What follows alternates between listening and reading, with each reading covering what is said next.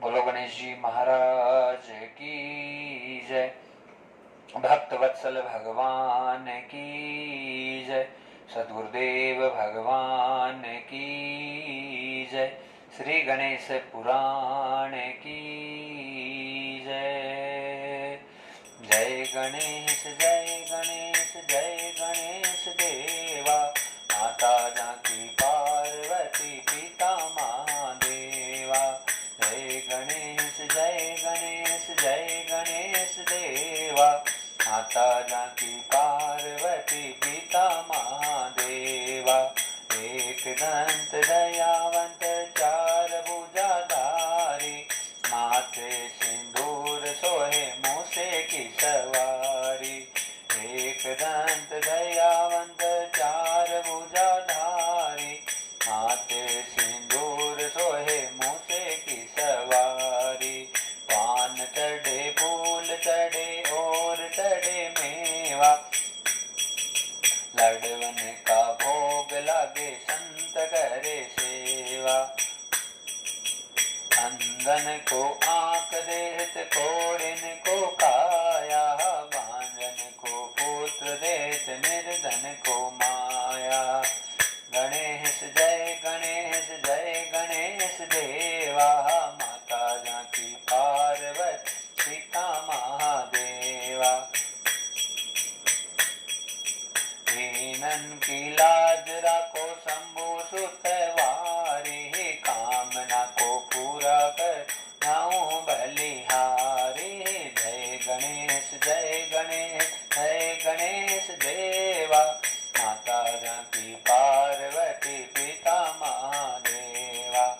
माता जानकी पार्वती पिता महादेवा। माता जानकी पार्वती पिता महादेवा। बोले गणेश जी महाराज की जय। भवानी शंकरम वंदो श्रद्धा विश्वास रूपिणो। सर्वं प्रतिष्ठितो देवो वंदे वाणी विनायको। चिंता संताप हंतारो यत पादा भुजरे नवै। श्या रामदान जाचारी प्रणमामि महोर्मगे। यदनुग्रह हतो जंतो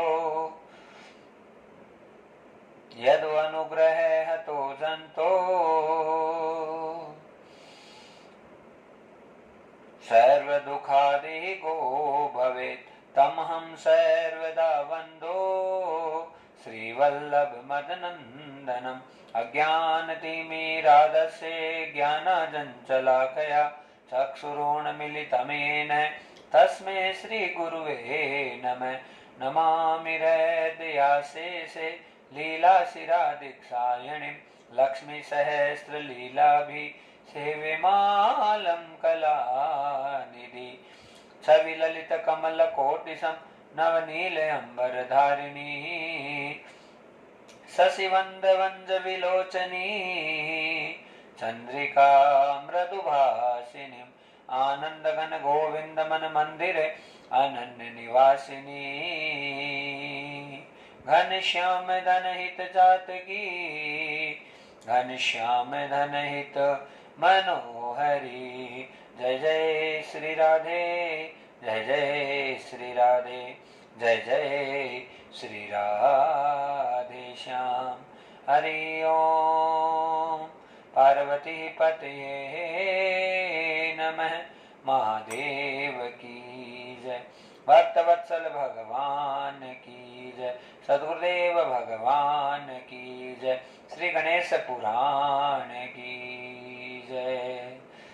श्री गुरु चरण सरोज रज निज मन मुकुर सुधार। वरणो रघुवर विमल जस जो दायकु बलजार। बुद्धिहीन तनु जानिके सुमिरो पवन कुमार। बल बुद्धि विद्या देहु मुहि हरऊ कलेश विकार। जय हनुमान ज्ञान गुण सागर जय कपीस देहु लोक उजागर। नाम दूत अतुलित बलधामा अंजनी पुत्र पवन सुत नाम। महावीर विक्रम बजरंग वार सुमति के संग कंचन वरण विराज सुबेसा कानन कुंडल कुंचित केश हाथ ब्रज और ध्वजा विराजे कांधे मूज जनेऊषा शंकर सुवन केसरी नंदन तेज प्रताप महाजगवंत विद्यावान गुणी अति चातुर राम काज करिबे गोआ प्रभु चरित सुन बेगो रसिया राम लखन सीता मन वसिया समरूप धरि सिंह दिखावा विकट रूप धरि लंक धरा भीम रूप धरि असुर संहारे रामचंद्र जी के काज सवार जीवन लखन जिवाए श्री रघुवीर अरस उरला रघुपति कीन्ही बहुत बड़ाई तुम मम प्रिय भरतहि संभाय ऐस बदन तुम रोयस गावे अस कहि श्रीपति कंठ लगा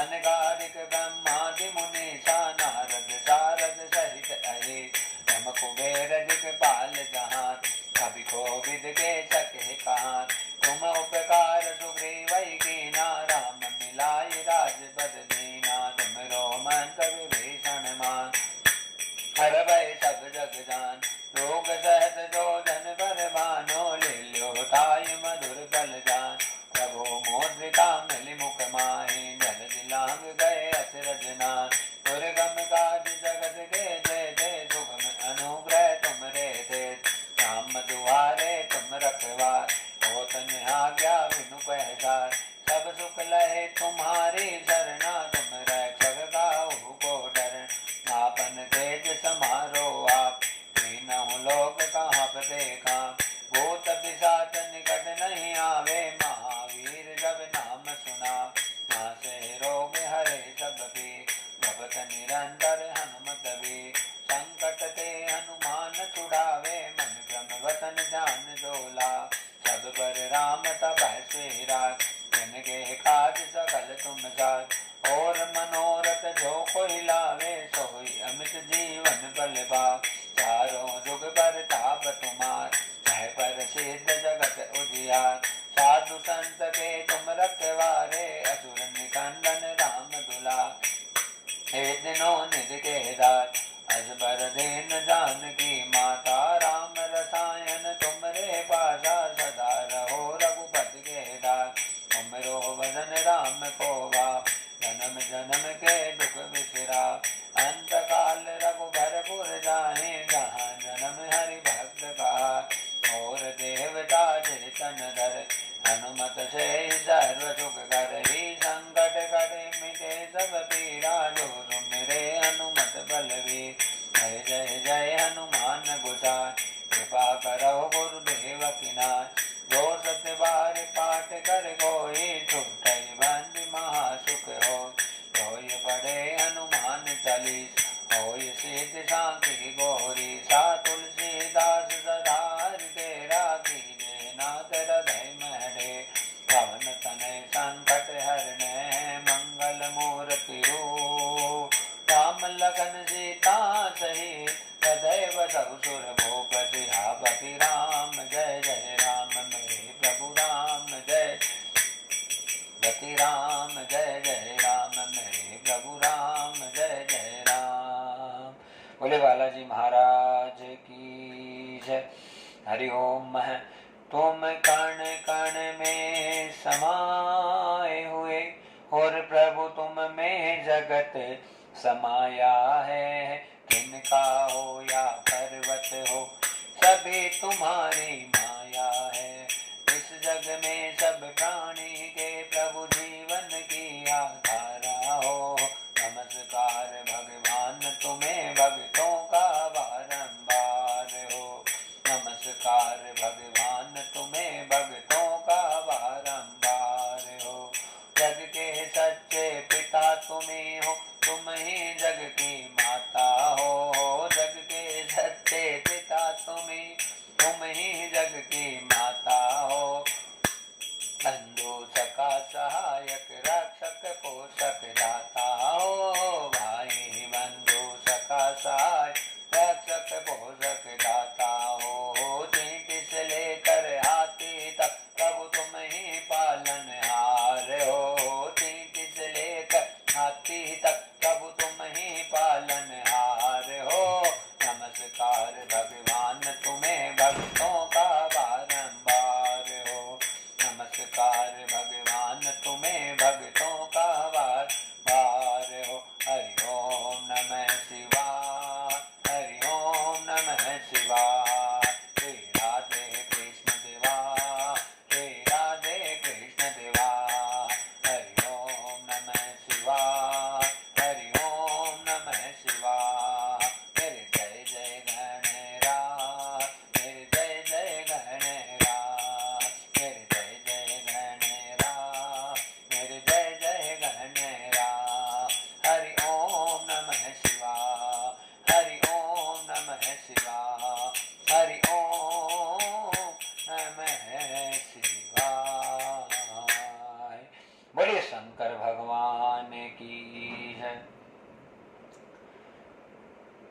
थोड़ा सा हरि नाम संकीर्तन, फिर आगे बढ़ते हैं।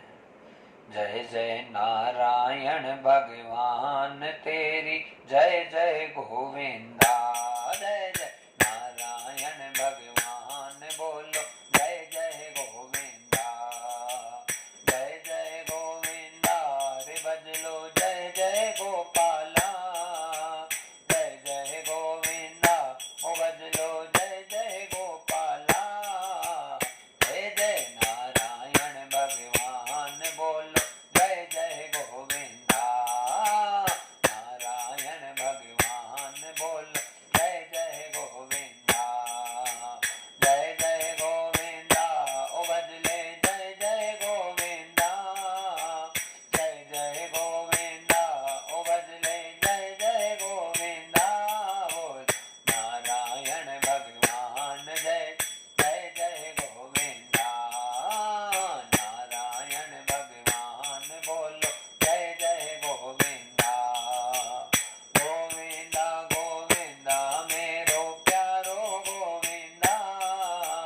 गण राजा मेरो प्यारो गण राजा। शंकर जी महाराज बोलो, जय जय गो रामा। शंकर जी महाराज बोल, जय जय गो रामा। जय जय गो रामा ओ बोलो, जय जय गो रामा। जय जय गो रामा ओ बोलो, जय जय गो रामा। शंकर जी भगवान बोलो, जय जय गो रामा। शंकर जी भगवान बोल, गो रामा। जय जय जय गणराज बोलो, जय जय गणराजा। जय जय जय गणराज बोलो, जय जय गणराजा। नारायण भगवान बोलो, जय जय गोविंदा। नारायण भगवान बोलो, जय जय गोविंदा। जय जय गोविंदा ओ बजले, जय जय गोविंदा। जय जय गोविंदा ओ बजले, जय जय गोविंदा। नारायण भगवान बोलो, जय जय गोविंदा। नारायण भगवान बोल, जय जय गोविंदा। शंकर जी महाराज बोलो, जय जय गो रामा। शंकर जी महाराज बोलो, जय जय गो रामा। जय जय गणराजा, जय जय गो रामा। जय जय गोविंदा, जय जय गोविंदा। जय जय गोविंदा, जय जय गोविंदा। जय जय गोविंदा, जय जय गोविंदा। बोलिए शंकर भगवान की जय, गणेश जी महाराज की जय। भक्तजनों, बहुत बड़ा सौभाग्य परमपिता परमेश्वर भगवान श्री जगदीश का असीम अनुग्रह है समस्त भक्तों के ऊपर, और बहुत बड़ी कृपा गणेश पुराण के रूप में आज द्वितीय दिवस के अद्भुत बेला उसमें प्रवेश करने जा रहे हैं। और महाराज सर्वप्रथम श्री गणाध्यक्ष गणपति गणराज की साक्षात वांग्मय प्रतिमूर्ति श्री गणेश पुराण को साष्टांग प्रणाम करते हुए ओमकार ईश्वर त्वरित पीतांबरधारी अकारण करुणा वरुणालय भक्तवांसा कल्पतरु निर्गुण निराकार सगुण साकार सर्वांतर्यामी सर्वशक्तिमान अनंत आनंद विभूषित भगवान श्री गोविंद के चरणों में कोटि कोटि प्रणाम। भूत भवन भगवान शंकर जी हृदय पटल पर आलोकित, उनके चरणों में कोटि कोटि प्रणाम करते हुए श्री धाम वृंदावन के जितने अधिष्ठात्र जो देवता हैं, जो भी जिन जिन देवताओं की मान्यता है, संपूर्ण संतों को, महात्माओं को, सदगुरुओं को, संपूर्ण जो आसपास के जितने वृंदावन धाम ब्रज भूमि के जितने जितने देवताएं हैं, उन सारे देवताओं को कोटि कोटि अनंत अनंत बार वंदन और प्रणाम करते हुए अधिष्ठात्र स्थापित समस्त मंडलस्थ देव समाज को सत वंदन और प्रणाम। और इस दिव्य कथा की यजमानी प्रदान करने का और भगवान ने बहुत बड़ा सौभाग्य समस्त यादव परिवार को प्रदान किया। श्री हनुमान सहाय यादव जी, उनके पुत्र श्री श्रवण जी और उनके जो उनकी धर्म पत्नी ममता जी और उनके जो पुत्र हैं नितिन जी यादव, उनके समस्त परिवार को खूब खूब साधुवाद और खूब आशीर्वाद प्रदान करते हुए श्री धाम वृंदावन से, और महाराज जितने स्रोत वृंद भक्त वृंद कथा से जुड़े हुए हैं उनके अनन्य भावनाओं को कोटि कोटि प्रणाम करते हुए, सबको प्रणाम करते हुए, बड़े आनंद और सौभाग्य का विषय है कि आज ठाकुर जी की अद्भुत अनुकंपा से हम इस दिव्य अनुष्ठान के द्वितीय दिवस की बेला में प्रवेश करने जा रहे हैं। जय जय श्री राधे, जय जय श्री राधे, जय जय श्री राधे श्याम। हरि ओम।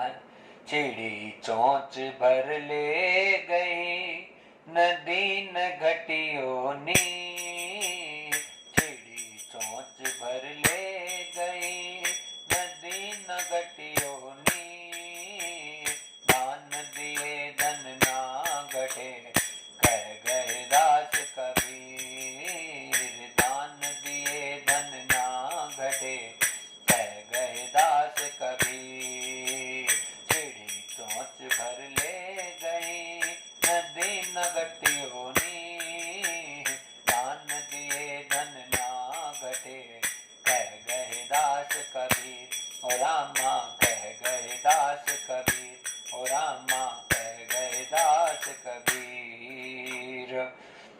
बड़े सुंदर पद के साथ में आज की अद्भुत और अनन्य कथा की शुरुआत भक्तजनों। चिड़ी चोंच भर ले गई नदी न घटियो नीर, और दान दिए धन ना घटे कह गए दास कबीर। मानो शरीर में आए हैं भक्तजनों तो सबसे बड़ा धर्म यही हमारा है, दान धर्म, सेवा धर्म, कि केवल खुद की जरूरतों को तो पूरा करना ही है। जैसे हमारी जरूरतें पूरी हो जाए फिर उसके बाद में यदि हमारे पास में कोई सामान, कोई धन, कोई रुपया, कोई पैसा है तो उसे परमार्थ में जरूर लगाएं। हम जितना परमार्थ करेंगे उतना हमारा यश बढ़ेगा, उतनी हमारी कीर्ति बढ़ेगी, उतना हमारा पूरे संसार में मंगल ही मंगल होगा। क्योंकि भगवत कार्य, सेवा कार्य, धर्म कार्य में दिया हुआ 1 रुपया भी कभी व्यर्थ जाता नहीं है। और महाराज हमारे अंतर पटल से बस भावना ये होनी चाहिए कि धन आता है तो उसमें कोई ना कोई बीमारी जरूर आती है। तो धन की बीमारी कहाँ से शुद्ध होगी? दान करने से शुद्ध होगी। इसलिए कभी ये नहीं सोचना कि हम पैसा क्यों लगाएं। हाँ, और जीवन की बहुत बड़ी धन्यता सिद्ध हो जाती है जब भगवान की कृपा से आपके घर से, आपके आंगन से थोड़ी सी भी धनराशि परमात्मा के चरणों में, किसी सदगुरु के चरणों में, और महाराज भगवान के चरणों में, ब्राह्मणों के, विप्रों के चरणों में यदि समर्पित होती है, आपको कोई ठाकुर जी बहुत बड़ा कोई यज्ञ अनुष्ठान करने में सौभाग्यता प्रदान कर देता, आपका बहुत बड़ा भाग हो जाता है। ऐसे दवाइयों पे पैसा चला जाता है, बीमारियों पे चला जाता है। तो महाराज कैसे भी हो, गलती से भी यदि धन है वो परमार्थ के कार्य में जाए, भागवत कार्य में, पुराण कार्य में, हाँ अनुष्ठान कार्य में थोड़ा सा भी हमारा धन लगता है तो हमारे जीवन की आनंदता सिद्ध हो जाती है। भक्तजनों, कई बहुत सारे लोगों को देखा है संसार में, आप भी देखते रहते हैं, हम भी देखते रहते हैं, धन पड़ा रहता है लेकिन 1 रुपया भी उनसे नहीं निकलता। और जब धन केवल उनके पास में पड़ा रहता है और उस पर सांप जैसे कुंडली मारकर बैठता है, वैसे ही समझ लेते हैं कि अपना है, अपना है। अपनी तो भाई सांस भी नहीं है। एक दिन मानो सब चीजों को छोड़कर जाना है और लौटकर कभी कुछ आएगा नहीं। इसलिए जरूरी है कि अपना जो रुपया, पैसा है, धन है, उसे अच्छे अच्छे कार्यों में समय समय पर आप लगाते रहेंगे तो आपके घर में स्वस्थता आएगी, सुसंधता आएगी। जो बीमारी होगी, परेशानी होगी, वो निश्चित रूप से जाएगी। और केवल इतना कंजूस बनकर बैठ जाए कि हमारा ही है, हमारा ही है, तो एक दिन सब चीजों से हाथ धोना पड़ता है। इसलिए महाराज हमें बस भावनाओं को ऐसे अनंत भाव से अंतर पटल पे जागृत करें कि जो भी धन आए, रुपया आए, पैसा आए, उसे भगवत कार्यों में, हरि कार्यों में, ठाकुर कार्यों में नित्य नित्य प्रभा से लगाते रहेंगे तो घर में स्वच्छता रहेगी। हाँ, आपका धन शुद्ध हो जाएगा, आपकी कोई बीमारी परेशानी जो आने वाली है वो भी चली जाएगी, और हर प्रकार से आनंद मंगल आपके जीवन में होगा। तो महाराज बड़ी सुंदर कथा है। और धन हम सोचते हैं कि हमारा है तो मामला गड़बड़ हो जाता है। तो एक बहुत सुंदर प्रसंग है महाराज के। एक सेठ जी थे, पूरी जिंदगी खूब पैसा कमाया, खूब कमाया, इतना धन दौलत एकत्रित कर लिया कि पूछो मत। बेटे 5 रुपया भी मांगे तो निकाल के ना दे, किसी को 1 रुपया नहीं दे, 1 रुपये का दान कभी किया नहीं। और अब स्थिति ये हो गई कि धन दौलत तो सब था, इतनी कंजूसी कि अब बुढ़ापा आ गया और मौत सामने आ गई। अब तो मरने का समय आया, लेकिन उससे पहले सेठ जी ने क्या किया, ना बेटों को बताया, ना बहुओं को बताया, ना किसी को बताया। जितना धन था उसे दीवार में चुना दिया महाराज कि तो अंदर पड़ा, अब तो किसी के हाथ नहीं आएगा। ऐसा सोच के बस दवाइयां ले रहे थे। और महाराज अब यहाँ तो सेठ जी की हालत ये हो गई कि मूर्छित हो गए और ऐसी अवस्था में चले गए कि ना बोलना आ रहा है, ना कुछ मतलब अच्छे से वाणी निकल रही है, बस बेहोश की अवस्था, बेहोशी में चले गए। सारे जितने 4 बेटे थे सारे परेशान हो गए। अब पिताजी के लिए परेशान हो रहे हैं नहीं हो रहे हो तो अलग बात है, लेकिन परेशानी एक बात की हो रही कि इनके पास में तो पैसा बहुत था, धन बहुत था। अब पिताजी तो चले जाएंगे, हमें 1 रुपया 1 ढेला मिला नहीं है। तो आज अब कैसे भी करके एक बार पिताजी को होश आ जाए, और बस एक बार होश आ जाए तो जो है कि पिताजी बता दे कि धन कहाँ है। अब जो पिताजी था, सेठ जी था, शाम को स्वस्थ था तो एक 5 रुपए की झाड़ू खरीद के लाया था, उसे उधर बगल में वो पड़ी थी और माचे पर वो सो रहा था। अब सो रहा था तो बड़े बड़े डॉक्टरों को बुलाया, कहा डॉक्टर साहब अब सो क्या रहा था, ऐसी स्थिति हो गई। डॉक्टर ने कह दिया भैया अब कभी जा सकता है, अभी अब भरोसा नहीं है कि अभी प्राण निकल जाए, अभी निकल जाए। तो कहा महाराज एक बार तो बुला तो दो कि वो रुपया पैसा कहाँ रख के गए हैं, एक बार तो बता दो। हाँ एक बार होश में ला दो, कैसे से आपको जितनी फीस देनी है उतनी फीस हम देंगे डॉक्टर साहब, एक बार होश में लेकर आ जाओ पिताजी को। तो महाराज जितने डॉक्टर थे वो सब चीज में लग गए और अचानक ये लीला हुई कि पिताजी को होश आया। और होश आया तो उस समय वो क्या देखते हैं, जो 5 रुपए की झाड़ू लेकर आए थे वो उसको बकरी खा रही थी।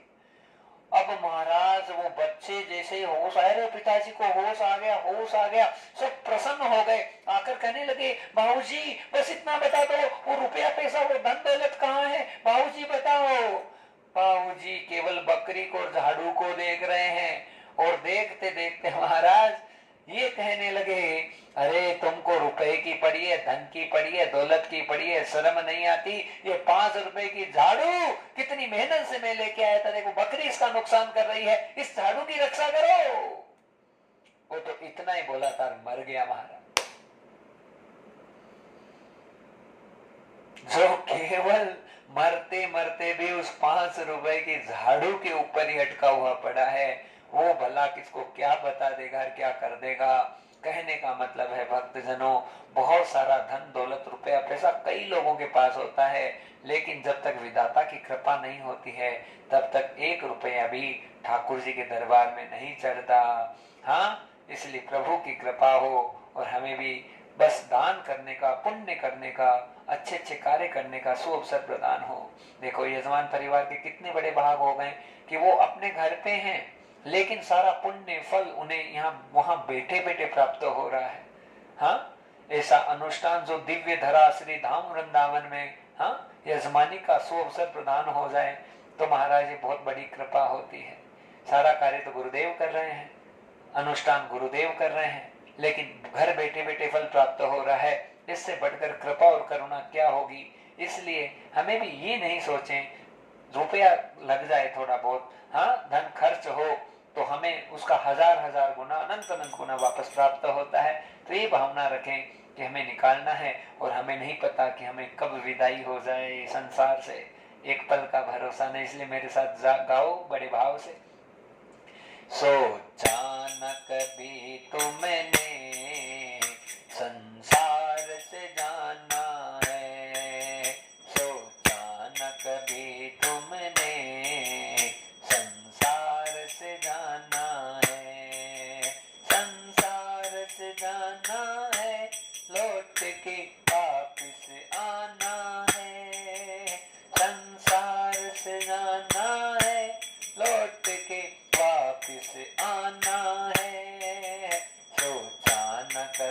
तुमने संसार से जाना है, सोचा न कभी तुमने संसार से जाना है, सोचा न कभी तुमने संसार से जाना है, संसार से जाना है, लौट के वापिस आना है, संसार से जाना है, लौट के वापिस आना है, सोचा न कभी तुमने संसार से जाना है, सोचा न कभी तुमने पार से जाना है, जितने रिश्ते नाते रूठे ही जान सारे, जितने रिश्ते नाते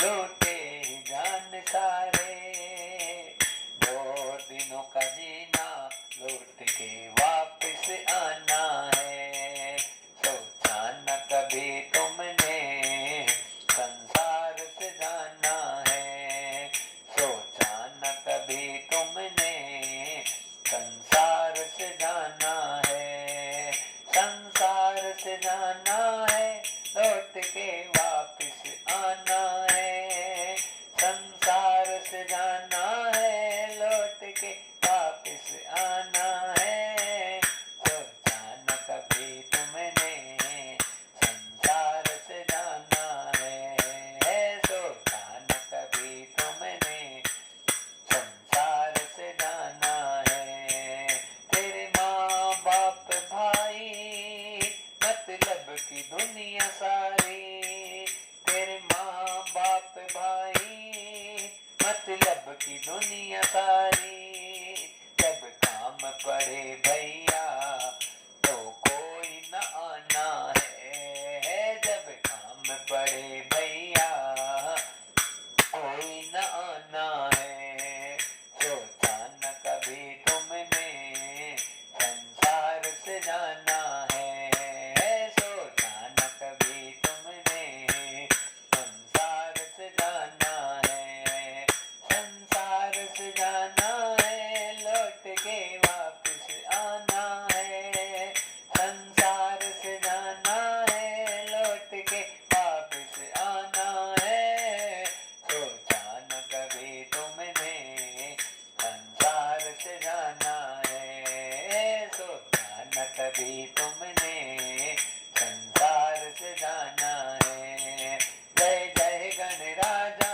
जय गणराजा, जय गणराजा, जय गणराज, जय गणराजा, जय गणराज, जय गणराजा, जय गणराजा, सिद्धि विनायक जय गणराजा, सिद्धि विनायक जय गणराजा, सब कारज बन जाए आजा, सिद्धि विनायक जय गणराज, जय गणराजा, जय गणराजा, जय गणराजा, जय गणराज, जय गणराजा, जय गणराज, विघ्न विनाशक जय गणराजा, कोटि प्रदायक जय गणराजा, आनंददायक जय गणराजा, सिद्धि विनायक जय गणराजा, गणराजा जय गणराजा, जय गणराजा, जय गणराजा, जय गणराजा, जय गणराजा। बोले गजानंद गणेश जी महाराज की जय। कब हमारा बुलावा आ जाए भक्तजनों किसी को नहीं पता है, इसलिए अच्छे अच्छे कार्य जितने ज्यादा हमसे सत्कर्म बने बस उतने सत्कर्मों को बनाते जाइए, उसी से जीवन की धन्यता सिद्ध होगी। सत्कर्मं सर्वमंगलम सर्वसिद्धिं प्रदायकम्, नस्तं भावं कर्तामयुक्ता सर्वभावं समर्पयेत्। कभी कर्तापन का अभिमान ना करें, बस भगवान को ये कहें प्रभु हर काम आप ही कर रहे हैं, आप ही करवा रहे हैं। हमारे शरीर में जो लीला कर रहे हैं, एक श्वास की भी लीला हो रही है, प्रभु बस आप ही कर रहे हैं। ये संपूर्ण समर्पण है परमात्मा के प्रति। ऐसी हमारी अनन्य भावनाएं श्री गणपति के चरणों में समर्पित हो। और भक्तजनों, गणेश पुराण की सुंदर कथा का कल बड़ा आनंद से वाचन हुआ। राजा सोमकांत है, भृगु मुनि से बड़े आनंद के साथ में श्री गणपति गणेश जी महाराज की कथा श्रवण कर रहे हैं। सूत जी महाराज सनकादि 88,000 ऋषियों को बड़े आनंद मंगल के साथ में गणेश जी महाराज के सुंदर सुंदर अद्भुत चरित्रों का व्याख्यान कर रहे हैं। और यहाँ श्री धाम वृंदावन में ही ये जो दास है प्रयत्न कर रहा है कि जो भी शब्द मेरे ब्रह्म मेरे परमात्मा दे आप लोगों तक पहुंचे और आपका सबका कल्याण हो। क्योंकि भगवान की झरझरती हुई जो कथाएं होती है भक्तजनों, वो निश्चित रूप से हमारा बहुत मंगल करती है। तो इन्हीं शुभ और आनंद मंगल कामनाओं के साथ में आज हम आगे कथा बढ़ा रहे हैं। कल राजा भीम का सुंदर व्याख्यान हुआ, जिसमें जो भीम था उसके कोई संतान नहीं थी, और यहाँ जो मुनि विश्वामित्र जी थे उनका सानिध्य ग्रहण किया, और फिर भीम के ही वंशज थे उनसे श्री गणपति जी का अपराध हो गया था, और उसी अपराध के कारण से उनके पूरे परिवार में कोई भी संतान उत्पत्ति है वो बंद हो गई थी। और विश्वामित्र जी के कहने से राजा भीम ने बड़े भाव से श्री गणपति का पूजन किया, एकाक्षरी मंत्र का 1.25 लाख जप किया, और नित्य नित्य भाव से गणपति को तरह तरह के भोग लगाए, भोजन जिमाया, हर प्रकार से गणपति की प्रसन्नता हुई, और वहां उनके रुक्मांगत नामक एक सुंदर पुत्र की उत्पत्ति हुई। श्री ब्रह्मा जी महाराज व्यास जी को कहते हैं कि हे व्यास नंदन, इस प्रकार से जो भीम था उसे श्री गणपति की बहुत बड़ी कृपा प्राप्त हुई और पुत्र रुक्मांगत हुआ। जब 3-4 जगह कथा चल रही है भक्तजनों, तो सूत जी महाराज के सामने सौनकादि ऋषि भी यही प्रश्न कर रहे हैं महाराज कि भीम ने जिस प्रकार से भगवान गणपति का पूजन किया और उनके पुत्र रुक्मांगत हुआ, तो उस रुक्मांगद पुत्र ने क्या भगवान गणपति का पूजन किया या नहीं किया? तो महाराज यहाँ पर ब्रह्मा जी है वो थोड़े से चुप हुए हैं जब व्यास जी ने प्रश्न किया है, या सूत जी के सामने सौनकादि ऋषियों ने प्रश्न किया है तो थोड़े से चुप हुए। और इधर जो राजा सोमकांत है भृगु मुनि से कथा सुन रहा है तो उसको भी बड़ी प्रसन्नता हो रही है। कहा महाराज ये राजा रुक्मांगद का चरित्र है, आप इसका हमें श्रवण कराइए। तो बड़े भाव से वो बताने लगे कि जो राजा रुक्मांगद है भीम का पुत्र हुआ और बड़ा अच्छा राजा था, और मेन बात यह है कि बालक तपस्या से उत्पन्न हुआ है। भीम ने बड़ा तप किया गणपति का, और गणपति के तप के परिणाम स्वरूप बच्चा ये बालक उत्पन्न हुआ है। तो ये बालक कोई साधारण बालक नहीं होगा, ये तो महान बालक होगा। तो महाराज उसकी महानता कैसे किस प्रकार से सिद्ध हुई, बड़ी सुंदर और आनंद मंगल प्रदान करने वाली एक कथा भक्तजनों। और वो ये कहती है कि जो रुक्मांगद था वो भी जो है गणपति का भक्त बना, लेकिन उसके जीवन में भी कभी कई बाधाएं आई, और बाधाएं ये आई कि रुक्मांगद आज अपने घोड़े को निकाला है और निकालकर शिकार करने के लिए जंगल में गया। हाँ, विहारम यत्रम तैत्रम च, इधर उधर भ्रमण कर रहा था, और शाम का समय हो गया, और उसी समय उसका गला है वो पानी के लिए विवश हो गया कि कहीं पानी मिल जाए। तो एक ऋषि की कुटिया उन्हें नजर आई है, राजा रुक्मांगद है उस कुटिया में प्रवेश करने लगा है, और जैसे ही अंदर वहां उसका रुक्मांगद का प्रवेश हुआ भक्तजनों, उसी समय जो है ये नव्य ऋषि है उनकी पत्नी मुकुंदा, जैसे ही राजा रुक्मांगद को देखा तो पानी पिला दिया, भोजन की भी व्यवस्था करने लगी, लेकिन उस मुकुंदा के मन में गलत भावना उत्पन्न हो गई। कहा ये इतना जवान, इतना सुंदर, इतना हष्ट पुष्ट राजा, क्यों ना मेरे साथ इसका आलिंगन हो जाए। उसके गलत भावना उत्पन्न हुई।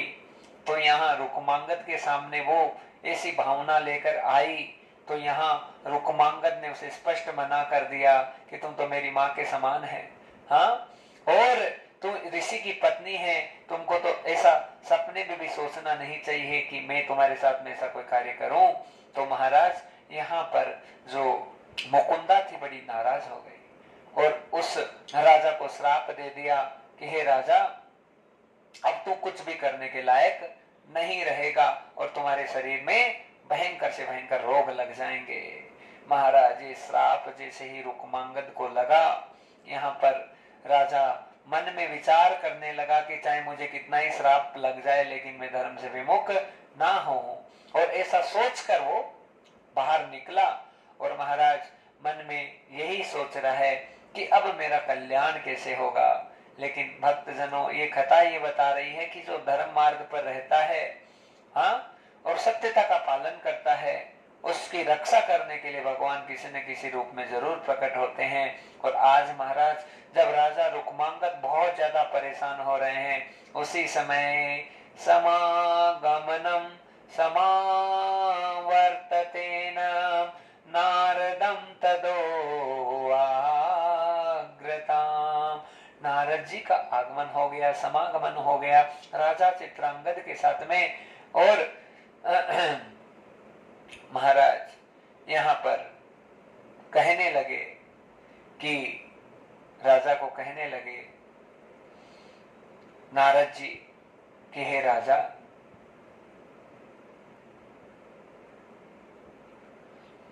तुम्हारी इस जितनी वृतांत हुआ ये सारी घटनाएं, उसमें तुम्हारी कोई गलती नहीं है। और अब तुम्हें जो है एक ही चीज करनी है कि आगे एक बहुत सुंदर नगर है, देवनगर से के नाम से प्रसिद्ध है, उसके पास में गणेश जी का बहुत सुंदर मंदिर है, आपको वहां जाना है। उससे पहले उसके पास में गणेश कुंड है और उस गणेश कुंड में आपको स्नान करना है। गणेश कुंड में आप, राजा रुक्मांगद है तो महाराज रुक्मांगद को कहा कि गणेश कुंड में जाकर स्नान करो। तो देवनगरी में आज राजा रुक्मांगद का आगमन हुआ और जैसे ही गणेश कुंड में स्नान किया, उसका रोम रोम रोमांचित होने लगा, उसके अंतरपटल में बड़ी प्रसन्नता होने लगी और जैसे लगा मानो उसे उसके सारे रोगों से उसकी निवृत्ति होने वाली है। और जैसे ही स्नान करके गणेश कुंड में, और उस गणेश कुंड की मान्यता है कि कितना ही पापी से पापी यदि उसमें स्नान कर लेगा और किसी कोई श्राप से ग्रसित है तो उसे स्नान करने मात्र से उस पाप से उसको मुक्ति हो जाएगी। जाकर गणेश जी के चरणों में माथा टेका और माथा टेकते ही वो जो मूर्ति थी उससे आवाज आई, तप करो तप करो तप करो। महाराज उसी रुक्मांगद राजा को आज गणेश जी का एकाक्षर मंत्र गंग प्राप्त हो गया और उस एकाक्षरी मंत्र को पकड़ के राजा रुक्मांगद भी गणेश जी का, आज ब्रह्मा जी कह रहे हैं, सूत जी कह रहे हैं, रघु मुनि कह रहे हैं, अलग अलग जगह जहां कथाएं चल रही है वो ये कहने लगे कि महाराज यहाँ पर रुक्मांगद है वो भी गणेश जी का दीवाना हो गया और गणपति विघ्नेश्वर भगवान लंबोदर का बड़े आनंद के साथ में भजन करने लगा। और ऐसा भजन, ऐसी भक्ति उसकी सिद्ध और परिपूर्ण होने लगी महाराज कि वहां पर साक्षात देवयोगम विभूषितम गणम पार्षदम यथा, गणेश जी के पार्षद उत्पन्न हो गए और उन्होंने कहा कि हे रुक्मांगद, आपने महान तरीके से श्री गणेश जी को प्रसन्न किया है, इसलिए आपको साक्षात गणेश लोक की प्राप्ति होगी, आप हमारे साथ चलो। लेकिन रुक्मांगद बड़ा समझदार है, उसने कहा मैं तो जाऊं लेकिन मेरे माता पिता भी जीवित हैं, जब तक मेरे माता पिता का कल्याण ना हो तब तक मैं ऐसे नहीं जा सकता। तो यहाँ जो भगवान गणेश जी के गणपति कौन है? ओम है, साक्षात प्रणव है, हाँ, ईश्वर गणपति गणेश की व्याख्या यहाँ बड़ी सुंदर हो रही है। वो महाराज यहाँ पर जो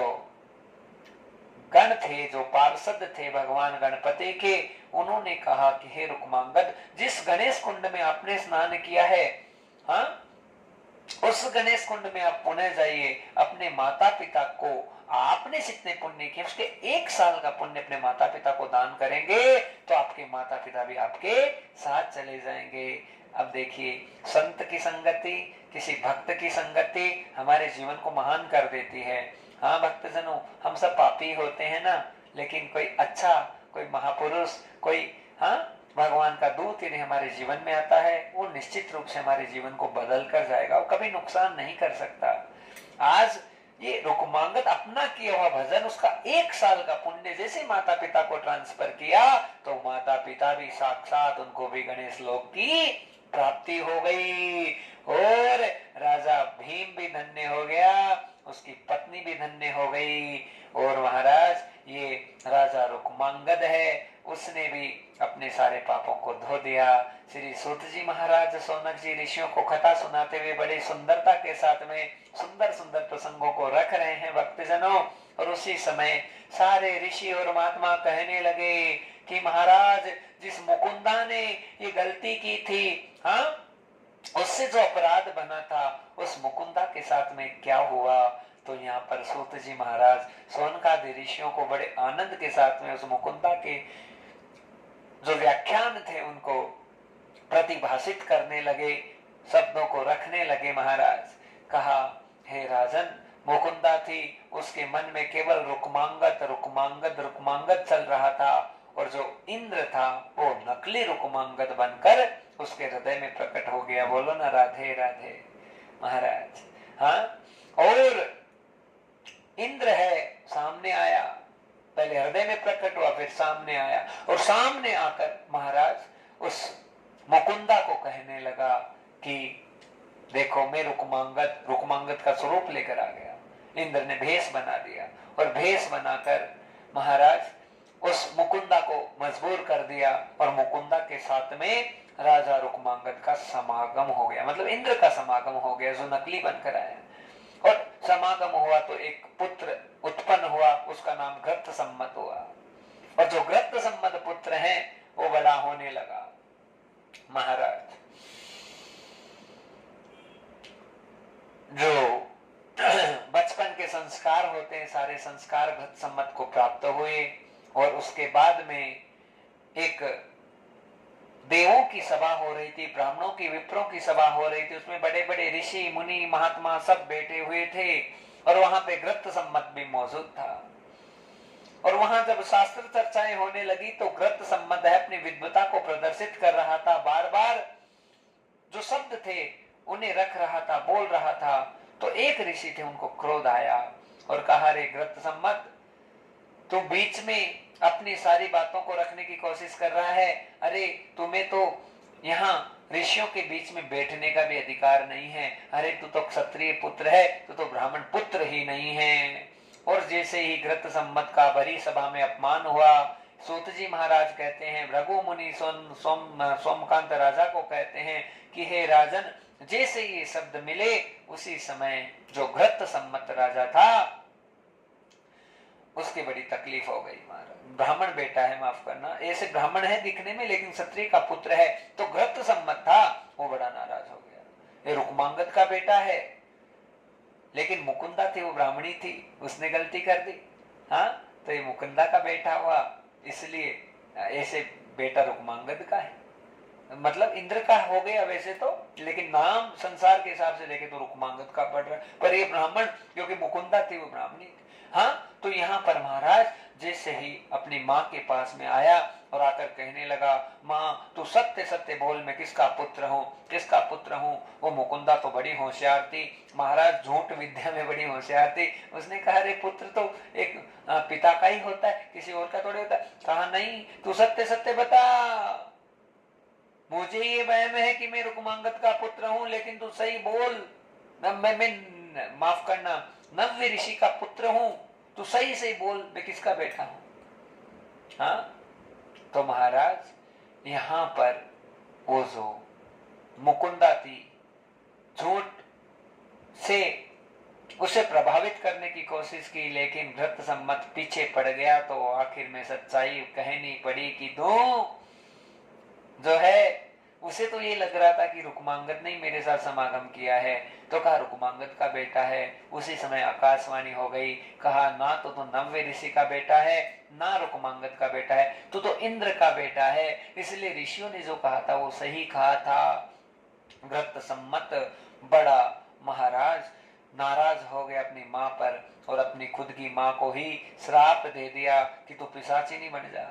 हाँ, और महाराज जैसे श्राप लगा, मुकुंदा भड़क उठी और भड़क के यहाँ पर घृत सम्मत को भी श्राप दे दिया कि तू जो है भयंकर भयंकर तरीके से दुख पाएगा, और तुम्हारे पुत्र होगा, इतना बलशाली होगा, पर वो असुर होगा, इतना भयंकर असुर होगा कि पूरे संसार को हिला देगा।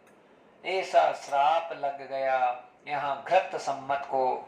घृत सम्मत बड़ा परेशान हो गया, कहा इसमें मेरी क्या गलती। वो रुदन कर रहा है, रो रहा है, बिलक रहा है, और सोच रहा है किसी का आश्रय मिल जाए। शरणागति मिली उसको, ऋषियों से मिलन हुआ, सारी बात बताई मुनि को, सब दुखड़ा दूर हुआ। दुखड़ा दूर होने का समय आता है जब हम संत से अपने जीवन की सारी चर्चाओं को करते हैं, रखते हैं। हे महाराज,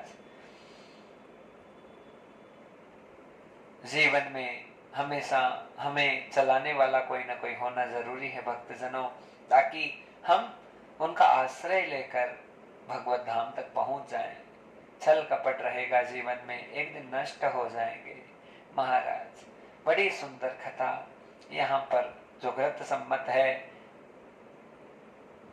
वन में विचरण कर रहा था, अचानक एक मुनि की कुटिया नजर आई, ऋषि की कुटिया में प्रवेश किया है। वहां पर ऋषि को जाकर रोने लगा, जोर जोर से रुदन किया कि महाराज मेरे साथ में ऐसी ऐसी घटना हो गई, अब मैं क्या करूं, मुझे क्या करना चाहिए।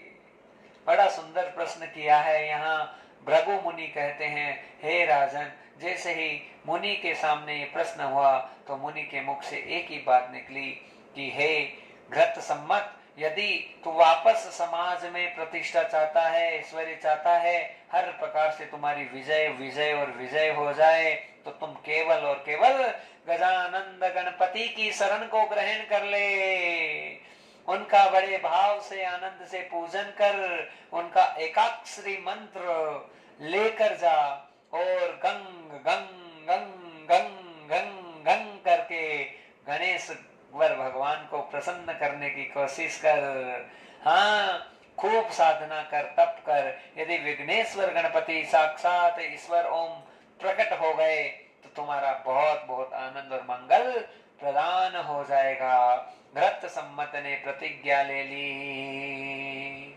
वचनम तदो सार्थकम जलेनम तदो वियोक्षितम। जल छोड़ दिया संकल्प करके कि मैं जब तक गणपति का दर्शन ना करूं तब तक मैं अपनी तपस्या को ना छोड़ूं।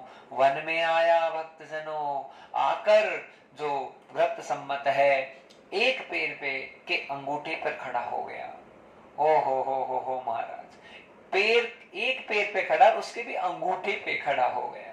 हाँ, ये अभ्यास चाहिए। अभ्यास उसका इतना महान हुआ है, धीरे धीरे अभ्यास में आया घृत सम्मत। एक पैर के अंगूठे पे खड़े होकर ओ गंग गंग गंग गंग, बस उस एकाक्षरी मंत्र के द्वारा यहाँ पर सूत जी महाराज सुनकादि ऋषियों को कहते हैं कि ऋषियों, बड़े आनंद और मंगल के साथ में घृत सम्मत भगवान गणपति की उपासना करने लगा।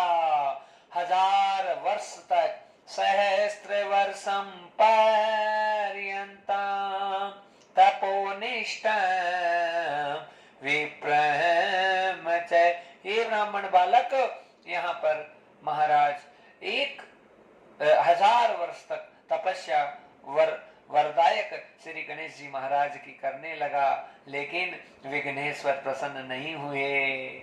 हो महाराज, इसका भी बस भाव ये था कि कुछ भी हो जाए मैं गणपति को प्रकट करूं।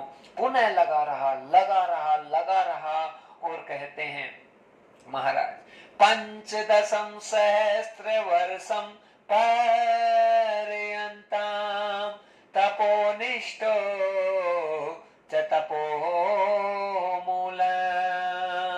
15,000 वर्ष तक लगातार तप करता रहा। और महाराज, इतना ऐसा अद्भुत तप है इस घृत सम्मत के द्वारा हुआ, तो वहां पर आज विघ्नेश्वर गणपति हैं। इस घृत सम्मत पर बड़ी कृपा करने के लिए साक्षात तदो प्रकट मूलम अपने स्वरूप में साक्षात होकर प्रकट होने लगे।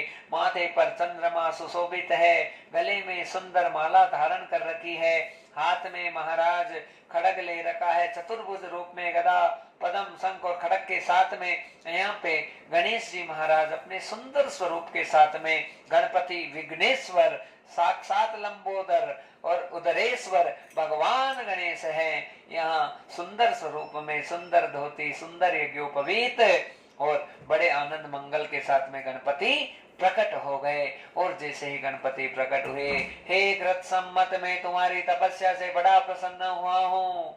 हाँ, घृत सम्मत केवल पत्तियां खाकर जंगल में इस प्रकार से रहने लगा, और उसका परिणाम ये हुआ महाराज, गणेश जी को साक्षात गणपति विघ्नेश्वर ओंकारेश्वर को प्रकट कर दिया। प्रणवेश्वर भगवान विनायक विघ्नेश्वर प्रकट हुए। और उसी समय महाराज यहाँ पर गणपति कहने लगे, रिद्धि और सिद्धि दोनों के साथ में आए हैं। और बड़ा सुंदर स्वरूप गणपति का यहाँ पर मंगलम मूलम प्रत्यक्ष योगम विघ्नेश्वर नमोस्तुते। हर प्रकार मंगल प्रदाय करने वाले गणपति जैसे ही प्रकट हुए, रक्त सम्मत हाथ जोड़कर खड़ा हुआ।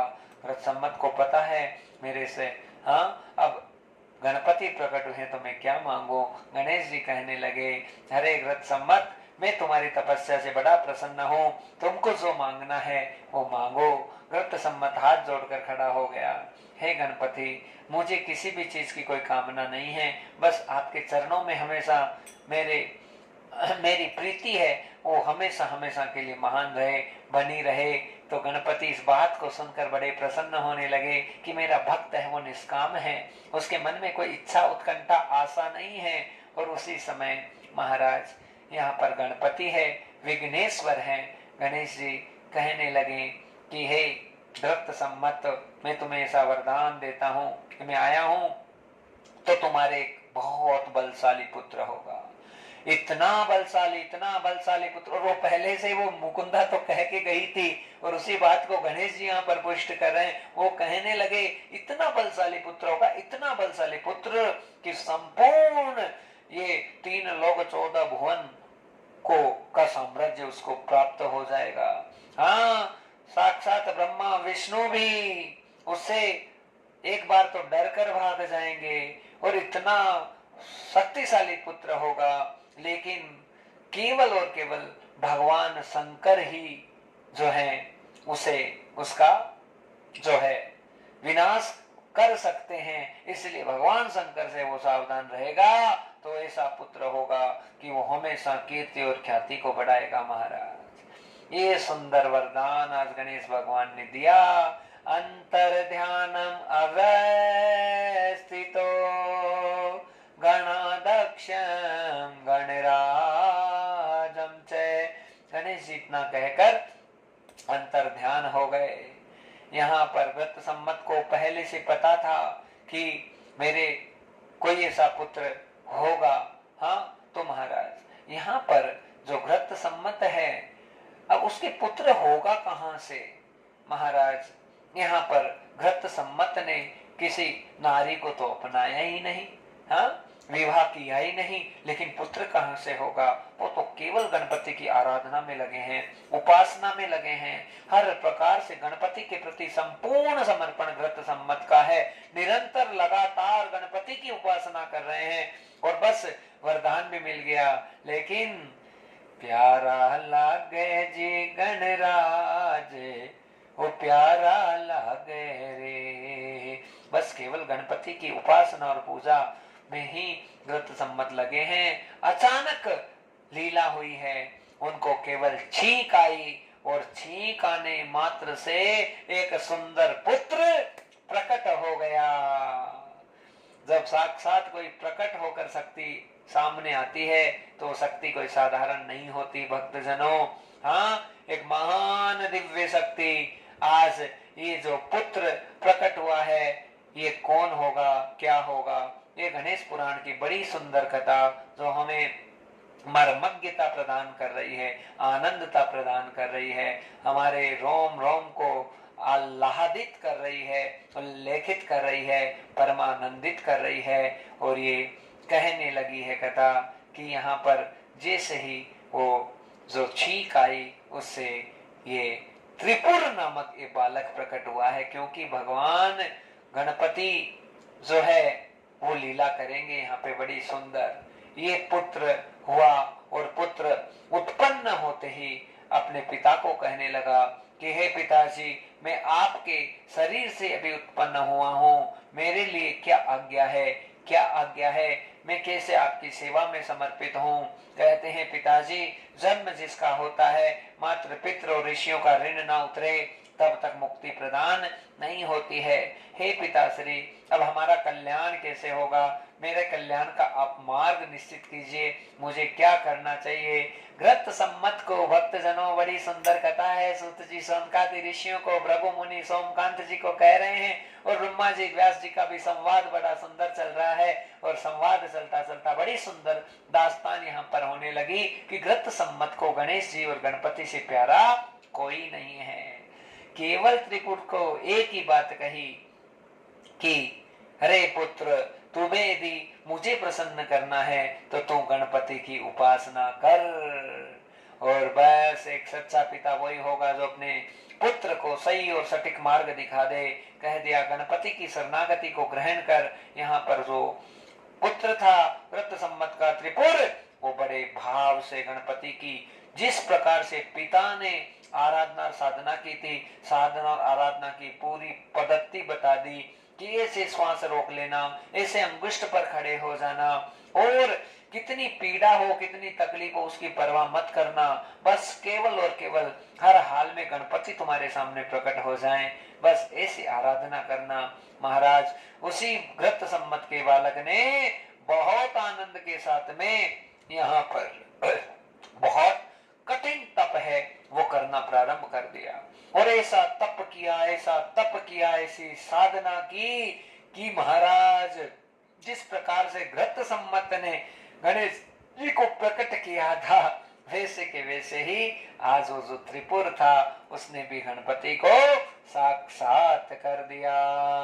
और गणेश जी महाराज जैसे ही यहाँ पर प्रकट हुए, बड़ा सुंदर स्वरूप गणेश जी का, दिव्य स्वरूप और शक्तियों के साथ में गणपति प्रकट हैं। और महाराज गणपति के स्वरूप को साधारण आंखों से, नेत्रों से कौन देख सकता है? ऐसा प्रकाश, ऐसा आनंद और ऐसा मंगल होने लगा, क्योंकि सत्व रज तम तीनों गुणों को धारण करने वाले, संपूर्ण पृथ्वी को धारण करने वाले भगवान गणेश गणपति जैसे प्रकट हुए तो यहाँ पर जो बालक है व्रत सम्मत का वो नमन करने लगा। और महाराज यहाँ पर कहने लगे गणपति, हे त्रिपुर, मैं तुम्हारे भजन से, तुम्हारी भक्ति से बड़ा प्रसन्न हूँ, तुम्हें जो चाहिए वो मुझसे मांग ले। और गणेश जी इतने संपन्न हैं महाराज, साक्षात ओम ईश्वर हैं, जो भी मांगेंगे उनसे प्राप्त होगा। यहाँ पर सर्व समर्थ भगवान गणेश के सामने जैसे ही त्रिपुर ने कहा कि ऐसा बल प्रदान हो जाए कि जितने संसार के लोग हैं वो सारे लोग मेरे अधीन हो जाएं। हाँ, संपूर्ण चराचर ब्रह्मांड देखिए भक्त के मुख से वो ही निकलता है जो भगवान निकलवाता है, क्योंकि गणेश जी ने ग्रत सम्मत को पहले वरदान दे दिया था कि तुम्हारे ऐसा पुत्र होगा जो हर प्रकार से सारी दिशाओं को जीतेगा, पूरे ब्रह्मांड का नायक होगा। तो महाराज ऐसे ही उस त्रिपुर को ऐसा वरदान दे दिया कि जितनी शक्ति, जितनी साधना, जितना लोक है, सारे 3 लोक 14 भुवन, हाँ, उसके तुम्हारे अधीन हो जाएंगे। और मैं तुम्हें इतना आनंद करता हूं कि एक लोहे का और एक सोने का और एक चांदी का पुर या नगर देता हूं। पुर, हाँ, पुर यानी नगर। तो महाराज एक सोने का, एक लोहे का और एक चांदी का नगर तुम्हें देता हूं, और 3 नगरों के कारण से तुम्हारा नाम त्रिपुर होगा। हाँ, और बस कभी शंकर का अपराध मत करना। यदि तुम्हारी अनिष्टता कभी जीवन में होगी तो केवल भगवान शंकर के कारण से होगी। यदि शिव को तुमने परेशान किया तो भगवान शंकर के अलावा तुम्हें कोई यहाँ इस संसार में, इस ब्रह्मांड में कोई पराजित नहीं कर सकता। महाराज ऐसा सुंदर वरदान देकर भगवान गणपति अंतर ध्यान हो गए। और यहाँ पर जो त्रिपुरासुर है, त्रिपुर और असुर, क्योंकि हाँ, बस भावना उसकी कौन सी है, राक्षसी वृत्ति, क्योंकि मुकुंदा का श्राप काम कर रहा है। ग्रत सम्मत पहले से पता था उसे, पुत्र तो बलशाली होगा लेकिन महान असुर होगा, इतना भयंकर असुर महाराज त्रिपुरासुर की पहले से इतनी कठिन साधना करके भगवान गणराज गणपति को प्रसन्न किया है और गणपति जी को प्रसन्न किया है। उनसे यही मांगा है कि हे गणपति ऐसी कृपा करना, ऐसी करुणा करना कि बस सारा ब्रह्मांड मेरे कब्ज में आ जाए। और वो ही सब चीजें हो गई। यहाँ पे गणेश जी ने कर दिया था तथास्तु। यहाँ पर इंद्रलोक को जीत लिया, देवलोक पर कब्जा त्रिपुरासुर का हो गया। और जैसे ही देवलोक को अपने कब्जे में किया, उसके बाद में सीधा ब्रह्मलोक पर आक्रमण कर दिया। ब्रह्मलोक पे आक्रमण करके ब्रह्मलोक को भी अपने अधीन कर लिया। और जैसे ही ब्रह्मलोक अधीन हुआ, उसके बाद में ब्रह्मा जी थे, घबरा गए महाराज। वो कमल, जिस कमल से उत्पन्न हुए थे उसी कमल में वापस अंदर चले गए। और इधर भगवान विष्णु भी हैं कि त्रिपुरासुर का इतना बड़ा आतंक हो रहा है कि महाराज कि जो ठाकुर जी हैं वो भी क्षीर सागर में चले गए, समुद्र में चले गए, विष्णु भगवान भी। और स्थितियां ये हो गई कि यहाँ पर त्रिपुरासुर ने विष्णु लोक को भी अपने कब्जे में कर लिया, ब्रह्मलोक को अपने कब्जे में कर लिया, देवलोक इंद्रलोक को अपने कब्जे में कर लिया। और अब उसका अटैक केवल और केवल शंकर जी के लोक कैलाश पर्वत पे होने लगा। बाबा जी ध्यान में मगन थे, त्रिपुरासुर आके प्रकट हो गया कि महाराज तो शंकर जी को पहले से पता है सबको जीत के है, तो कहने लगा त्रिपुर मैं तो तुम्हारे बल से बड़ा प्रसन्न हो रहा हूँ, तुमको जो मांगना है मांग ले। तो कहा महाराज एक ही बात मांगता हूँ, कैलाश पर्वत खाली करो। कहा कहाँ जाऊं? कहा आपकी जहां मर्जी वहां जाओ महाराज, ये नगर हमको चाहिए। कैलाश पर्वत को भी खाली करा दिया। भगवान शंकर मद्रांचल पर्वत पर जाकर रहने लग गए। और महाराज यहाँ पर सब जगह जो साम्राज्य है, ये गणेश पुराण की बड़ी सुंदर कथा कह रही है महाराज कि सारा साम्राज्य उस त्रिपुरासुर के अधीन हो गया और असुरी साम्राज्य पूरे ब्रह्मांड में जागृत हो गया। सब जगह यज्ञ बंद, सब जगह पूजा बंद, सब जगह पाठ बंद, और सब उल्टी सीधी क्रियाएं और जो विद्याएं थी वो चलने लग गई। हर जगह हर जीव मात्र में असुर साम्राज्य जागृत हो गया। घोर अंधकार छा गया है भक्तजनों धरती लोक पर। श्री गणेश पुराण की कथा कहती है त्रिपुरासुर का आतंक ऐसे इस प्रकार से हुआ, सारे देव समाज कंदराओं में छुप गए, पेड़ों में वृक्षों में जाकर उनकी शरण ले ली और इतने परेशान हो रहे हैं कि अब हमारा क्या होगा, क्या होगा, क्या होगा। सारे देव समाज हमेशा परेशान होते हैं तो भगवान नारायण को ढूंढते हैं। आज विष्णु जी भी नजर नहीं आ रहे, वो भी क्षीर सागर में चले गए। देव समाज सारा परेशान हो रहा है। भगवान शंकर भी हैं, मन में सोच रहे हैं कि त्रिपुरासुर है, उसका आतंक ऐसे इस प्रकार से हो गया कि मुझे खुद को भी कैलाश पर्वत को छोड़कर भागना पड़ा है, अब मैं क्या करूं। ये गणेश जी की भक्ति का परचम देखिए महाराज, उस गणाधिपति, उस गणराज, उस गणाध्यक्ष की अद्भुत भक्ति और उसका परचम और उसका पर्चा इतना भारी है कि यहाँ पर समस्त जितने भी हाँ देवता थे उनकी भी हालत खराब हो गई, क्योंकि गणेश जी किसके साथ हो गए, हाँ त्रिपुरासुर के साथ में हो गए। और गणपति की इतनी बड़ी कृपा हुई कि यहाँ पर त्रिपुरासुर का बहुत बल बढ़ गया है। ऐसा साम्राज्य त्रिपुरासुर को प्राप्त हो गया कि वो किसी से पराजित ही नहीं हो सकता। सारे देवता दुखी हैं, परेशान हैं। और महाराज देवता दुखी होते होते नारद तो सबके नारद हैं, सबका कल्याण करने वाले नारद के पास में सारे देवता घूमते घूमते पहुंच गए और जाकर नारद की स्तुति करने लगे हैं। जयति जगति माया अस्य काया धवस्ते, ये भागवत की स्तुति है। वचन रचन में कम केवल्य साकलये ध्रुव पद्म पियातो यत कृपातो ध्रुवो अयम सकल कुशल पात्रम ब्रह्मपुत्रम नदास। ब्रह्मा जी के पुत्र नारद जी, आपको खूब खूब प्रणाम है। महाराज क्या करें, खाना खाना भी मुश्किल हो रहा है, पानी भी आराम से नहीं पी सकते। हाँ हमारी पूजा, हमारा पाठ सब जगह बंद हो गया है, हमें कोई भोजन कराने वाला भी नजर नहीं आ रहा। हाँ सब देवता करे महाराज, घी की आहुति बंद हो गई, चकाचक भोजन प्राप्त हो रहा था, सब काम बढ़िया था, लेकिन अब क्या करें, अभी तो बस वृक्षों की छाल खा रहे हैं, पत्ते खा रहे हैं, फूल खा रहे हैं, फल खा रहे हैं, स्थितियां ऐसी हो रही है, अब हम करें तो क्या करें। तो नारद जी कहने लगे कि अब इस संकट से निवृत्ति यदि कोई करेगा तो सबसे पहले आपको भगवान शंकर की शरणागति ग्रहण करनी पड़ेगी। भगवान शंकर ही कोई रास्ता दिखाएंगे। नारद जी के साथ में सारा देव समाज कैलाश पर्वत पर जाने की कोशिश की तो वहां तो त्रिपुरासुर का पूरा साम्राज्य हो रहा है, कहा शंकर जी तो है ही नहीं यहाँ। तो महाराज कहा शंकर जी की खोज करो, तो मद्रांचल पर्वत के ऊपर भगवान शंकर को ढूंढा गया। सारा देव समाज जाकर भूत भावनम त्रैलोक्य सुंदरम जगत नाथ नमो नमे सर्वाधारम विश्वमंगलम मूलम भवानी शंकर में वंदो।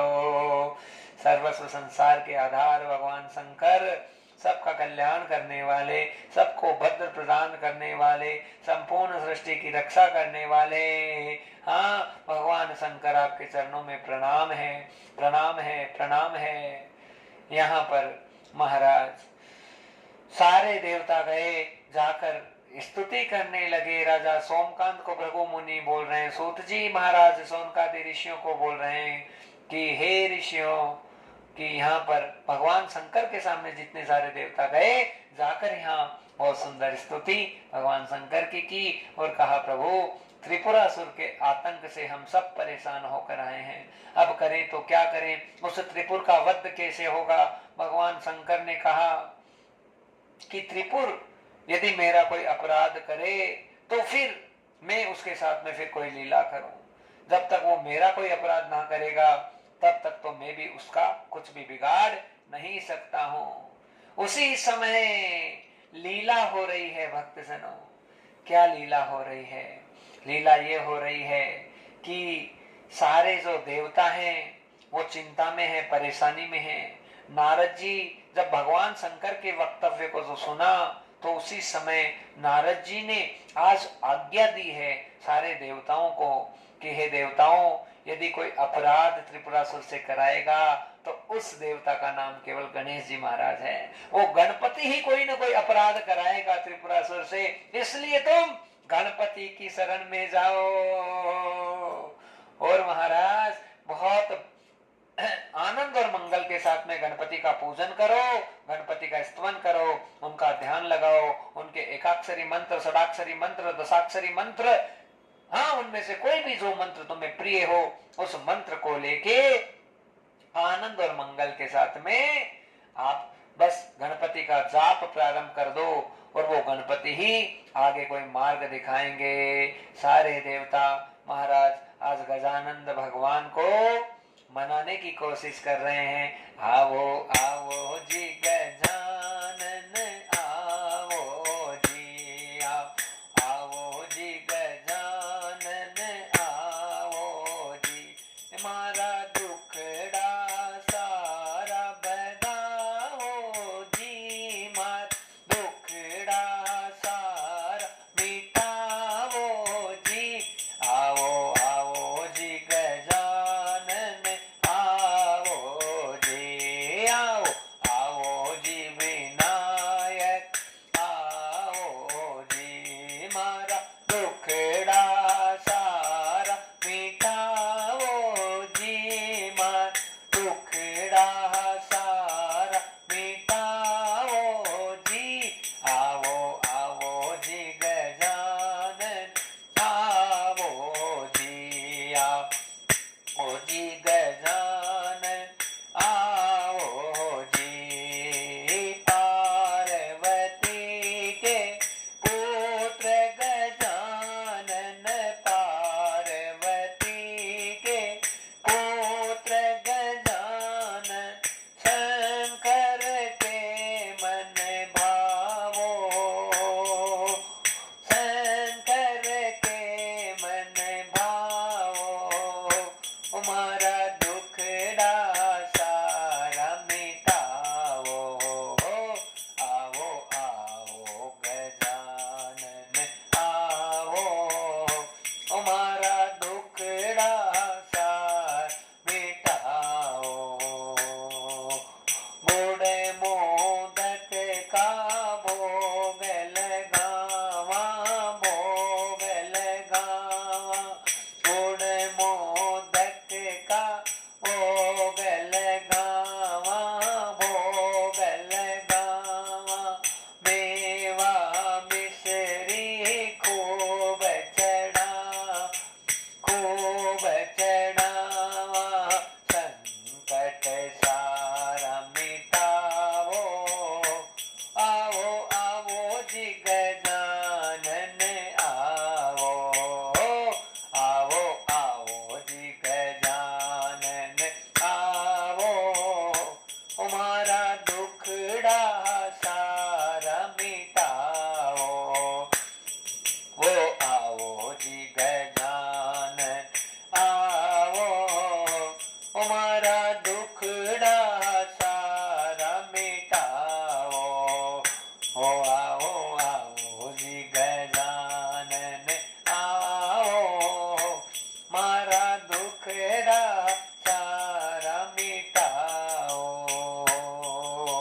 व्याकुल हो गए असुर विद्या से, व्याकुल हो गए असुर विद्या से, असुर विद्या से, देवताओं को जगाओ। आओ आओ जी गजानन आओ, आओ आओ जी विनायक आओ, हमारा दुखड़ा सारा मिटाओ। आओ आओ जी गजानन आओ, हमारा दुखड़ा सारा मिटाओ, हमारा दुखड़ा सारा मिटाओ, हमारा दुखड़ा सारा मिटाओ, हमारा दुखड़ा सारा मिटाओ। गंगणपतये नमो नमः, सिद्धि विनायक नमो नमः, अष्ट विनायक नमो नमः, गणपति बप्पा मोरिया। ओम गंगणपतये नमो नमः, सिद्धि विनायक नमो नमः, अष्ट विनायक नमो नमः, गणपति बप्पा मोरिया। गंगणपतये नमो नमः, सिद्धि विनायक नमो नमः, अष्ट विनायक नमो नमः, गणपति बप्पा मोरिया। मेरे गणपति बप्पा मोरिया, गणपति बप्पा मोरिया। बोले गजानंद गणेश जी महाराज की जय। बड़ी सुंदर दास्तान हुई भक्तजनों। यहाँ पर सारे जो देव समाज हैं आज गजानंद गणपति जी की सुंदर उपासना में लग गए। भगवान के एकाक्षरी मंत्रों गंग गंग गंग का जाप करने लगे। समस्त देव समाज गणपति को प्रसन्न करने की कोशिश कर रहे हैं और गजानंद जी को पता है कि मुझे ही कोई लीला करनी है। और महाराज यहाँ पर जो गणपति हैं वो प्रकट नहीं हुए। ये गणेश पुराण की कथा ये कहती है देवता स्तुति करते ही रह गए, लेकिन यहाँ पर अभी गणपति प्रकट नहीं हुए क्योंकि त्रिपुर को पहले से वरदान दे रखा है। ऐसे गणपति प्रसन्न कैसे हो जाएंगे।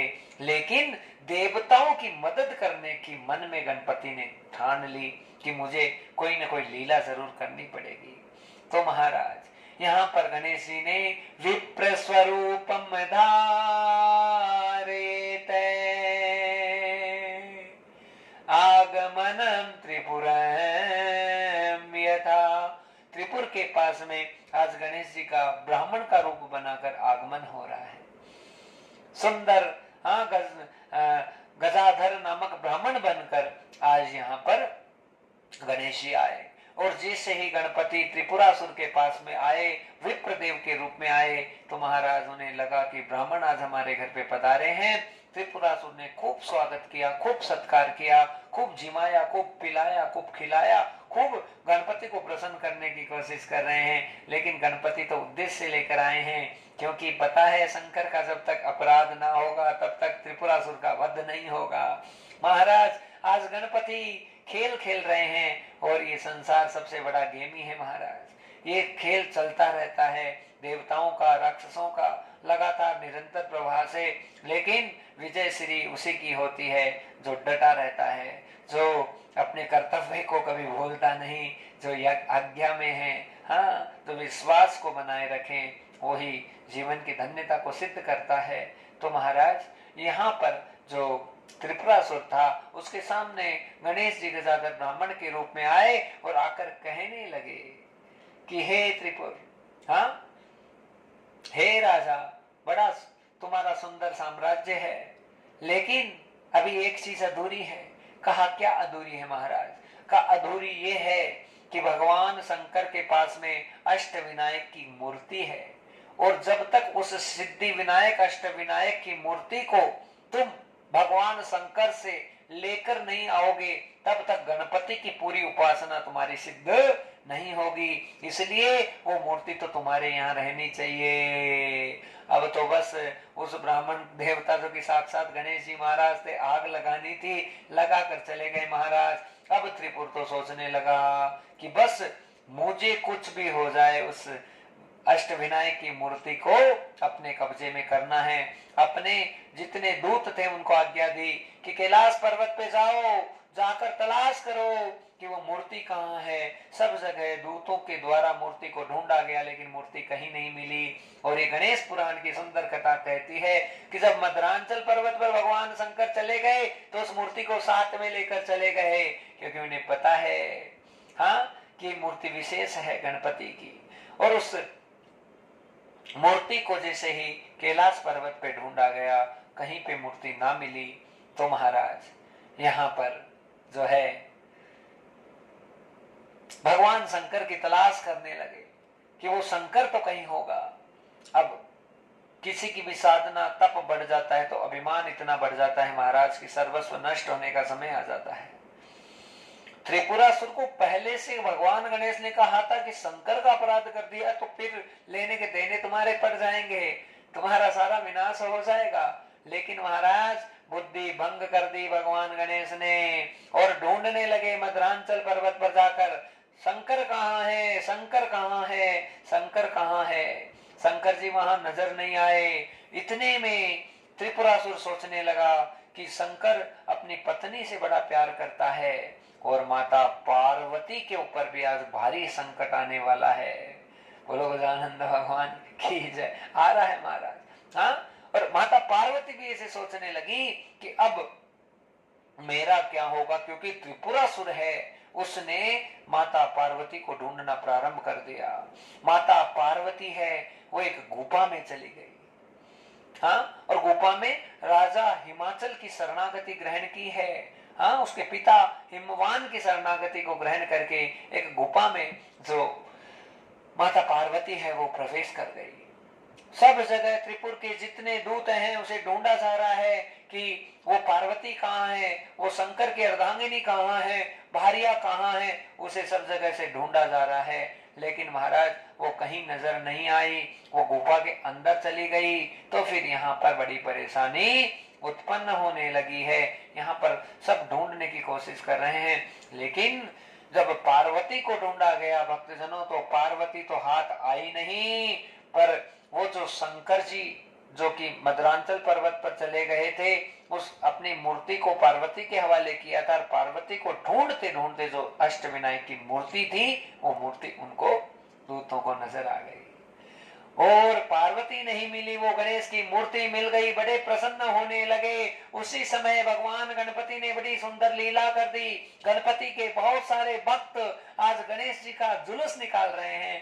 गणपति की सुंदर प्रतिमा को एक रथ पे विराजित करके गणेश जी का जुलूस जा रहा है। इसमें सब जितने गणपति के भक्त हैं वो मस्त होकर नृत्य कर रहे हैं, गायन कर रहे हैं, आनंद कर रहे हैं, मंगल कर रहे हैं। सारे के सारे भक्तजन जैसे ही निकलने लगे, उसी समय महाराज लीला ऐसी हुई है, अद्भुत और बड़ी सुंदर लीला कि जितने ही सारे भक्त उधर से निकलने लगे तो वो गणपति की मूर्ति जो कि त्रिपुरासुर के हाथ आई थी, अचानक गायब हो गई। और गायब होकर जो मंडप था, गणेश जी की जो मेन प्रतिमा थी, उसके अंदर समाहित हो गई। अदृश्य मूर्ति मच, मूर्ति अदृश्य हो गई।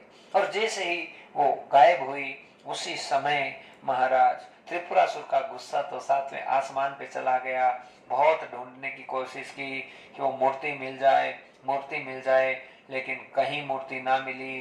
इधर भगवान शंकर भयंकर क्रोधित हो गए त्रिपुरासुर के ऊपर, और मन में ये भावना आई कि मुझे तो दुष्ट ने दुख दिया जैसा दिया, मुझे कैलाश लोक से निकाल दिया, सारी चीजें की, और पार्वती को भी इसने सताया, इसलिए मैं इसे छोड़ूंगा नहीं।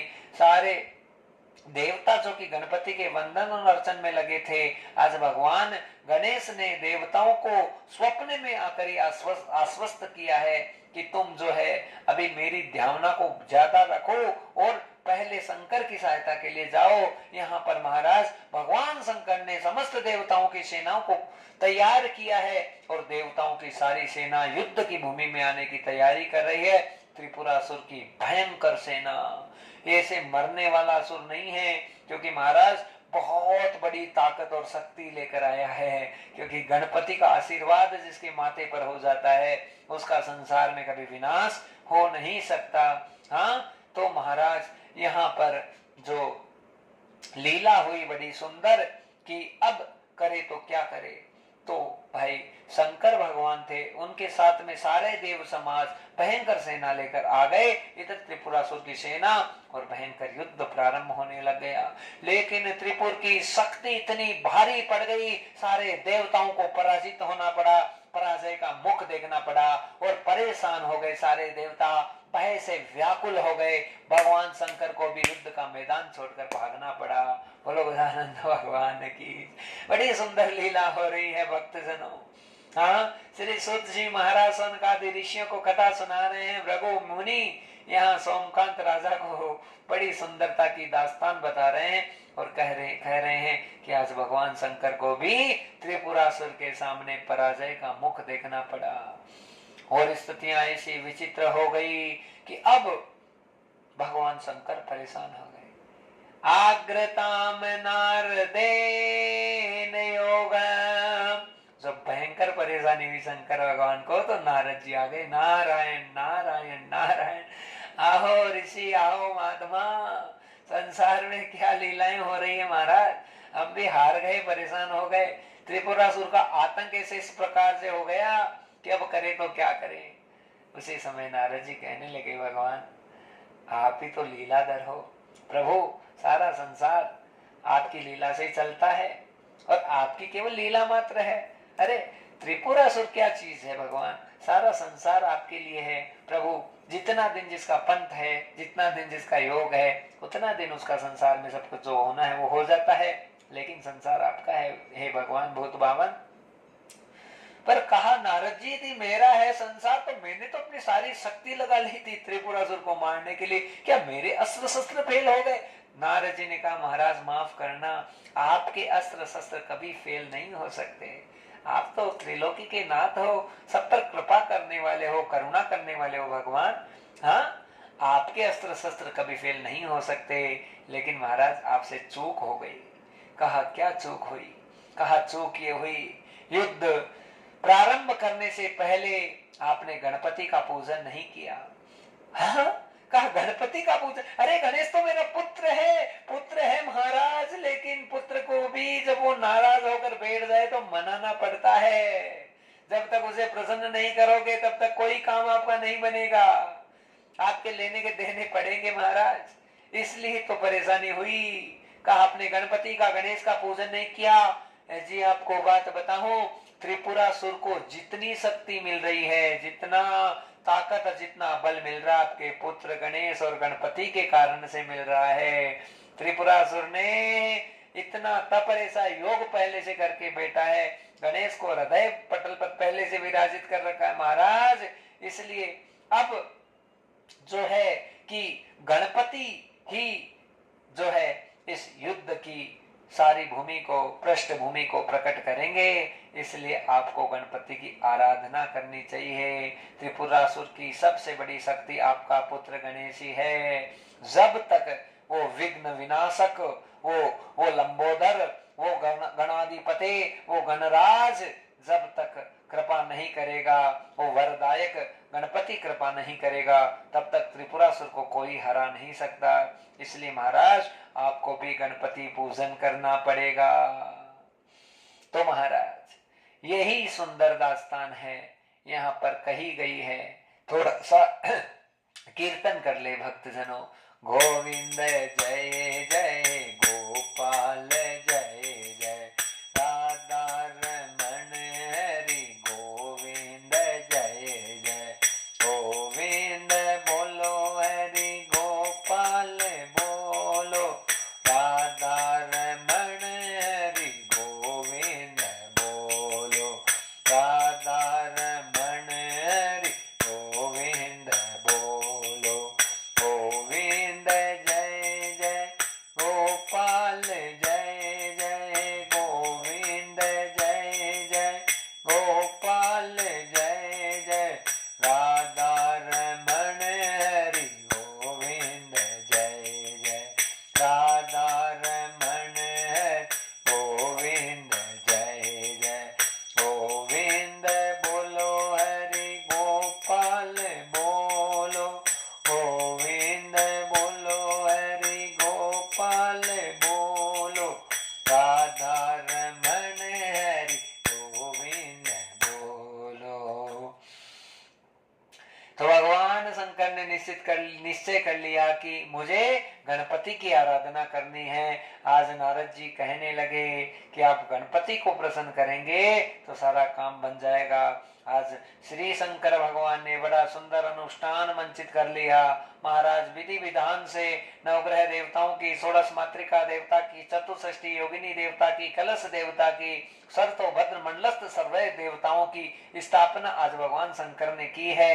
और आज भगवान शंकर है गणपति गणेश का ध्यान करने लगे। और हाँ, वरदेश्वर भगवान गणपति का साक्षात पूजन और ध्यान और स्तवन आज भगवान शंकर के द्वारा होने लगा।